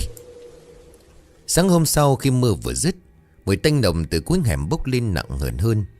Một người đàn ông đi ngang qua thấy cửa nhà bà Thu khép hở, nước bùn lấp xấp trong sân thì liền gọi lớn: Bà Thu ơi, có nhà không? Không có người trả lời. Người ta đẩy cửa bước tới và rồi đứng chết chân. Bà Thu nằm co quắp trên nền nhà lạnh ngắt, thân người vặn vẹo. Cổ của bà bị cắt gần lìa, chỉ còn dính lại một mảng da. Đầu ngẹo có một bên. Máu đã đông lại nhưng chuyển sang màu đen sậm, bết chặt vào mái tóc xõa ra. Đôi mắt mà trừng trừng khô đục, như còn nhìn chân chối về phía cửa. Có người vừa nhìn thấy nôn thốc nôn tháo: Trời đất ơi, ai nỡ làm ra cái chuyện tày trời vậy? Hiện trường không có dấu hiệu xô xát, bàn ghế vẫn y nguyên vị trí cũ không lật đổ, tủ không bị cậy, đồ đạc không mất, cánh cửa gỗ không có vết phá, khóa vẫn nguyên vẹn. Công an đến khám nghiệm phong tỏa căn nhà suốt mấy ngày, kết luận đưa ra là bị sát hại, nhưng hung thủ không để lại dấu vết gì rõ, không dấu chân lạ, không vân tay khả nghi. Cái chết quá là man dợ nhưng lại khép kín đến đáng sợ. Và điều đó khiến cho dân trong hẻm 47 không thể yên lòng. Người ta thì thào với nhau trong ánh mắt đầy sợ hãi: Nếu không phải người lạ thì ai mà vào nhà bá giữa đêm như vậy? Câu hỏi lớn nhất vẫn treo lơ lửng trong con hẻm từ đó cho đến nay: Ai đã giết bà Thu, và vì sao cánh cửa đó không hề bị phá? Sau nhiều ngày khám nghiệm lời khai và rà soát các mối quan hệ, công an đi đến kết luận cuối cùng: đây là một vụ án mạng. Biên bản ghi rõ nạn nhân tử vong là do bị cắt cổ, thời điểm chết rơi vào đêm mưa lớn. Tuy nhiên phần hung thủ trong hồ sơ lại để trống, không nhân chứng, không vật chứng đủ sức buộc tội. Con dao gây án không tìm thấy. Những người từng lui tới nhà bà Thu đều không có mặt trong đêm hôm ấy. Vụ án dần rơi vào bế tắc. Hồ sơ được xếp lại đưa vào dạng chưa có điều kiện để điều tra tiếp. Công an thỉnh thoảng quay lại hẻm hỏi han vài câu chiếu lệ. Mọi thứ trên giấy tờ coi như đã khép lại. Thế nhưng với dân trong hẻm 47, chuyện đó là chưa bao giờ kết thúc. Người ta không tin hoàn toàn vào mấy dòng chữ lạnh lùng trong biên bản, bởi có những thứ giấy tờ không ghi được. Những đêm mưa sau này, nhiều người họ nói rằng vẫn nghe thấy tiếng nước rạch vỗ ì oạp phía sau nhà bà Thu, xen lẫn một âm thanh gì đó giống như là tiếng thở. Cuộc nói chuyện trong hẻm bắt đầu ngắn hơn và nhỏ hơn. Công an nói vậy thôi, chứ tôi thấy là chả ổn đâu. Trên cái kiểu đó đó, sao mà siêu cho nổi ha? Có người còn khẳng định chắc nịch rằng đêm bà Thu chết họ thấy ánh đèn lập lòe trong nhà. Người khác lại nói họ nghe cả tiếng mở cửa. Những lời đồn lan nhanh như là hơi ẩm trong con hẻm trũng thấp. Không ai dám nói lớn, cũng không ai nghĩ giống nhau. Và rồi trong những buổi chiều chạng vạng, khi gió từ con rạch thổi ngược vào hẻm mang theo mùi buồn lạnh, người ta thì thào với nhau một câu, như một lời cảnh báo, cũng như một sự thú nhận đầy sợ hãi: trên cái kiểu đó coi chừng thành quỷ chứ chả chơi. Câu nói lững lơ trong không khí, không có lời giải thích, không cần chứng cứ, khép lại phần lý trí của con người và mở ra một cánh cửa khác. Sau đám tang của bà Thu, căn nhà cuối hẻm bị bỏ trống hoàn toàn. Không có ai ở lại trông, cũng không có người thân nào lui tới. Ban ngày thì căn nhà trông im lìm đến lạ. Không tiếng động, không có mùi khói, không có dấu hiệu gì cho thấy nơi đó từng có một mạng người chết thảm. Ánh nắng chiếu xuống sân cỏ tùm, gió từ con rạch thổi qua chỉ làm mấy tấm tôn rung lên khẽ khẽ, như là tiếng thở rất nhẹ. Người trong hẻm cũng cố tình làm ngơ. Ai đi ngang qua thì đều dắt xe cúi đầu. Những cuộc nói chuyện đang rôm rả hay lạc tới cuối hẻm lại tự động im bặt. Có người lỡ miệng hỏi: nhà cuối hẻm đó để hoài vậy hả? Rồi có giao bán được gì không chứ uống quá? Thôi nhắc chi, chuyện qua rồi. Họ cư xử như thể căn nhà đó chưa từng tồn tại, như thể nếu không nhìn không nhắc thì cái chết kia sẽ tự biến mất. Sự yên nắng ban ngày tạo nên một cảm giác an toàn giả tạo. Con hẻm trông bình thường, đời sống vẫn tiếp diễn, người ta vẫn ăn uống cười nói. Những tiếng động ấy không xuất hiện ban ngày, chúng chỉ bắt đầu khi đêm xuống. Đặc biệt cứ sau nửa đêm, khoảng thời gian mà người già trong xóm gọi là giờ âm mở cửa, thì thanh âm lại rõ ràng hơn. Những đêm mưa trời ướt, gió từ con rạch thổi ngược vào hẻm mang theo mùi buồn tanh. Tiếng động lại càng nặng và dài. Ban đầu chỉ là những tiếng kéo lê rất khẽ, nhưng dai dẳng. Thanh âm ấy không đều, lúc gần lúc xa, kéo dài từ căn nhà ra đến tận hiên rồi lại biến mất. Người trong hẻm giật mình tỉnh giấc, nằm nín thở lắng tai nghe. Rồi sau đó là đến tiếng cào. Những đêm sau, từ phía hẻm vọng lên những thanh âm khô khốc rợn người, những móng tay cào vào bức tường. Còn lúc tiếng ấy gấp gáp, có lúc lại chậm chạp, như ai đó đang tuyệt vọng tìm đường thoát ra. Và kinh khủng hơn nhất đó là tiếng thở. Đó là tiếng thở khò khè của bà già, phát ra từ cuồng họng đã bị tổn thương. Mỗi hơi thở nghẹn lại, xen lẫn tiếng rít nhỏ. Có người đang ngủ chợt tỉnh dậy, cảm giác như ai đó đang đứng sát bên giường. Mồ hôi lạnh toát ra, tim đập thình thịch. Thế nhưng không ai dám mở cửa hay là bước ra ngoài. Nhưng thanh âm ấy không bao giờ vang cùng lúc, mà lại xuất hiện luân phiên, như thể có một thứ gì đó đang cử động, đang tìm cách tái hiện lại cái chết của chính mình. Đêm đó khoảng hơn 2 giờ sáng, Hải giật mình tỉnh dậy. Tiếng động ban đầu không làm cho anh sợ ngay, nó chỉ đủ lớn để kéo anh ra khỏi giấc ngủ chập chờn. Hải chờ mình, đưa tay với lấy cái điện thoại xem giờ. Ánh màn hình xanh nhạt hắt lên trên trần nhà loang lổ. Giờ này ai gõ cửa vậy ta? Anh ngồi dậy lắng tai nghe. Trong đầu thoáng qua vài suy nghĩ rất đời thường. Có thể là ai đó trong hẻm bị chập điện, mưa gió làm hư ổ cắm. Nhớ ra nhà anh là thợ sửa điện cho nên chạy sang nhà. Hải thở dài bực bội nhiều hơn là sợ. Anh kéo chiếc áo khoác mỏng lên người rồi lẩm bẩm: mới dọn về mà đã bị gọi nửa đêm, khổ thiệt chứ.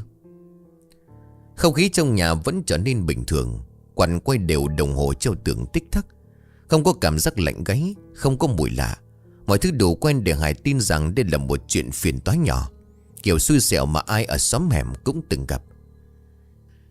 Chính sự bình thản đó, cái suy nghĩ rất đỗi bình thường ấy, đã kéo Hải tiến gần hơn tới cánh cửa, hoàn toàn không biết được rằng ở bên kia, thứ đang chờ anh không phải là hàng xóm như anh nghĩ. Hải dọn về con hẻm 47 chưa đầy 1 tháng. Anh làm thợ sửa điện, nhận việc lặt vặt khắp mấy phường ven đô. Căn nhà anh thuê nằm ở đầu hẻm, nhỏ nhưng còn mới. Ban ngày có nắng, ban đêm khá là yên tĩnh. Chủ nhà chỉ dặn dò qua loa vài câu khi giao chìa khóa: hẻm này hiền nó ở không được, chỉ ở cuối hẻm hơi vắng. Hải nghe vậy thì gật đầu, cũng không hỏi thêm. Anh không phải là dân ở đây, lại không tin mấy cái chuyện tâm linh. Từ nhỏ đến lớn, thứ anh tin chỉ là cầu giao dây điện, ổ cắm hư thì sửa, chập thì thay. Với Hải cái gì không đo được, không thấy được thì khó mà tin. Mấy bữa đầu dọn về, hàng xóm có vài người ghé qua để làm quen. Họ hỏi về nghề nghiệp quê quán, nhưng mà tuyệt nhiên không ai nhắc đến căn nhà ở cuối hẻm. Có lần Hải chỉ tay về hướng đó rồi hỏi vu vơ: ở phía trong còn nhà của ai không cô? Bà hàng xóm đang cười thì bỗng nhiên khựng lại ấp úng: ở trong đó vắng lắm, khỏi để ý chi. Hải cũng không để bụng. Với anh, một căn nhà bỏ hoang trong xóm là chuyện quá đối bình thường. Nhà của Hải nằm ở vị trí đặc biệt. từ cửa trước nhìn thẳng vào là lối hẻm dẫn sâu về phía căn nhà của bà Thu. Ban ngày không có gì lạ, nhưng ban đêm khi mọi nhà đóng cửa, con hẻm yên nắng tới mức nghe rõ từng tiếng chạy xe ngoài đường lớn vọng tới. Chính vì vậy mọi thanh âm từ cuối hẻm đều truyền lên rất rõ. Có lần khoảng 10 giờ tối, Hải đang ngồi sửa lại cái quạt thì nghe tiếng gió thổi ràn rạt từ phía trong. Giờ bữa này dữ ha. Anh lẩm bẩm rồi lại cúi xuống làm tiếp.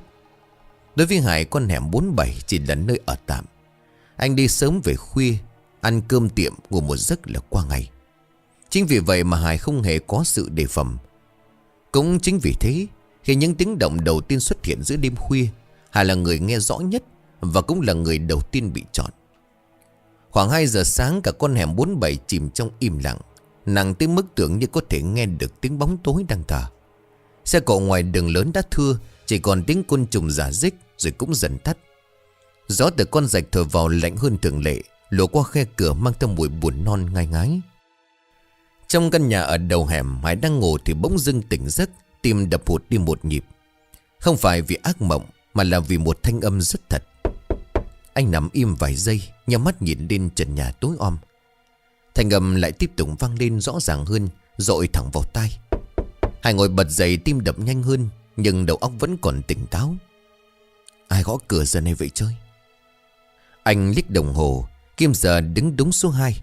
Ngoài kia yên nắng tới mức tích tắc của đồng hồ nghe rõ một. Không có tiếng xe, không có tiếng nói chuyện, chỉ có tiếng gõ. Và khoảng trống giữa các nhịp gõ dài bất thường khiến cho người ta phải chờ đợi trong căng thẳng. Lần này Hải dùng mình nhẹ nhẹ. Thanh âm đó vốn không giống như người ta gõ cửa bình thường. Không phải là tiếng gõ dồn dập, cũng không phải là gõ nhẹ lịch sự. Nó giống như ai đó đang thử cửa, hoặc là cố tình gõ chậm để người bên trong nghe thật rõ từng tiếng. Hải bước xuống giường, chân chạm nền gạch lạnh ngắt. Cảm giác lạnh chạy dọc sống lưng, nhưng anh vẫn tự trấn an mình.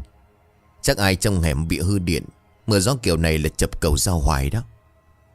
Anh với lấy chiếc áo khoác, vừa đi vừa lầm bầm cho đỡ căng thẳng.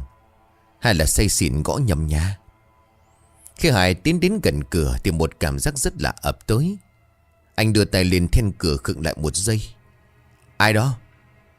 Không có câu trả lời, chỉ có một khoảng lặng kéo dài, đủ để cho tim của Hải đập thình thịch trong lồng ngực. Rồi lúc anh định hỏi lại, tiếng gõ cửa vang lên lần nữa. Lần này ngay sát tai, như thể là bàn tay kia vừa chuyển đúng lên vị trí nơi anh đang đứng vậy. Hải nuốt nước bọt, hít một hơi thật sâu, cố trấn tĩnh rồi kéo then cửa ra từng chút. Cánh cửa vừa mở ra, một luồng hơi lạnh ập thẳng vào. Không phải cái lạnh của gió đêm, mà là cái lạnh ẩm tanh tanh như đầm mùi nước rạch lâu ngày. Đèn trước hiên được bật sáng, ánh sáng vàng yếu ớt rọi xuống nền xi măng loang loáng. Và người đàn bà đứng đó, bà quay lưng lại phía của Hải, lặng lẽ đến mức tưởng chừng như ở đó đã lâu. Thân người gầy gò hơi khom xuống, hai tay buông thõng sát người. Mái tóc dài bạc lẫn đen, ướt sũng, xõa thẳng xuống lưng, che kín gần hết khuôn mặt. Những giọt nước từ tóc nhỏ xuống nền nhà tách tách vang lên rõ ràng trong đêm yên tĩnh. Bà mặc áo bà ba màu xám bạc, vải cũ mỏng dính vào da thịt vì nước. Phần gấu áo sậm màu bùn đất, như thể bà đứng đó rất lâu dưới mưa. Hải đứng sững người. Cô kiếm ai à? Người đàn bà không trả lời. Bà đứng yên quay lưng không nhúc nhích, không có lấy một cử động nhỏ nào, ngoài tiếng nước nhỏ giọt đều đều từ người bà xuống nền xi măng. Hải nuốt khăn, cảm giác cổ họng khô rát. Cô ơi, nếu mà nhầm nhà thì... Anh chưa nói hết câu thì người đàn bà bắt đầu cử động. Chỉ là nghiêng đầu. Cái đầu của bà nghiêng rất chậm từng chút, như thể là cổ bị cứng, phải dùng toàn bộ sức lực mới có thể xoay được. Hải nghe rõ tiếng xương khớp kêu rắc rắc. Khi đầu của bà nghiêng đủ sâu, một phần cổ lộ ra dưới mái tóc ướt. Và Hải nhìn thấy một vết cắt chạy ngang cổ, đỏ bầm sâu hoắm. Da thịt hai bên vết thương rách ra, để lộ phần thịt bên trong chuyển sang màu thâm đen. Mép vết cắt nhằm nhở không đều, như bị cắt bằng một lưỡi dao cùn. Trong kẽ thịt những con giòi trắng nhỏ đang lúc nhúc bỏ ra, rơi xuống nền nhà quẫy nhẹ rồi nằm im. Mùi tanh nồng nặc sộc thẳng vào mũi của Hải khiến cho anh muốn ói.